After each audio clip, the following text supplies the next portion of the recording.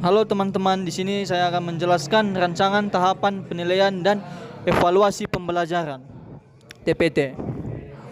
Yang pertama, pendahuluan. Penilaian dan evaluasi pembelajaran merupakan komponen yang sangat penting dalam kegiatan pembelajaran.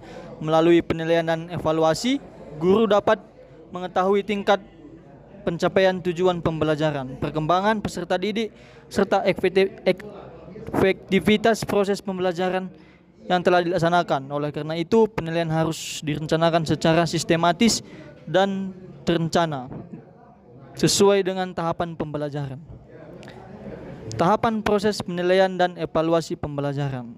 Tahap perencanaan penilaian: yang pertama, menentukan tujuan pembelajaran. Yang kedua, menyusun indikator pencapaian kompetensi.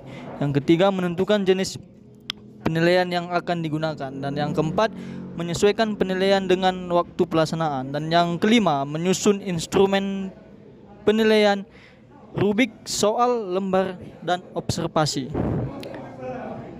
Jenis dan waktu pelaksanaan penilaian.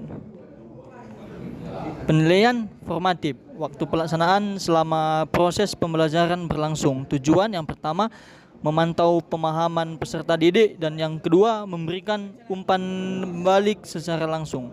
Bentuk kegiatan: yang pertama, tanya jawab, yang kedua, kuis singkat, yang ketiga, lembar kerja peserta didik.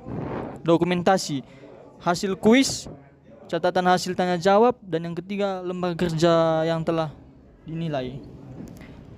Penilaian autentik, waktu pelaksanaan selama proses pembelajaran.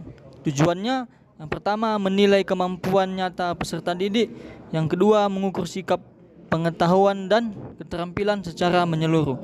Bentuk kegiatan: yang pertama, observasi sikap, yang kedua, praktik langsung, yang ketiga, unjuk kerja. Dokumentasi: yang pertama, observasi, yang kedua, rubrik penilaian keterampilan, dan yang ketiga, catatan refleksi peserta didik.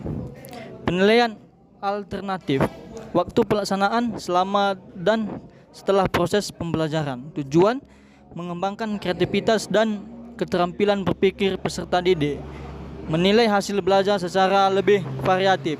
Bentuk kegiatan: proyek, portofolio, presentasi, dokumentasi hasil proyek peserta didik, portofolio pembelajaran, dan yang terakhir adalah penilaian presentasi. Penilaian sumatif, waktu pelaksanaan pada akhir pembelajaran atau akhir materi. Tujuan: yang pertama, menentukan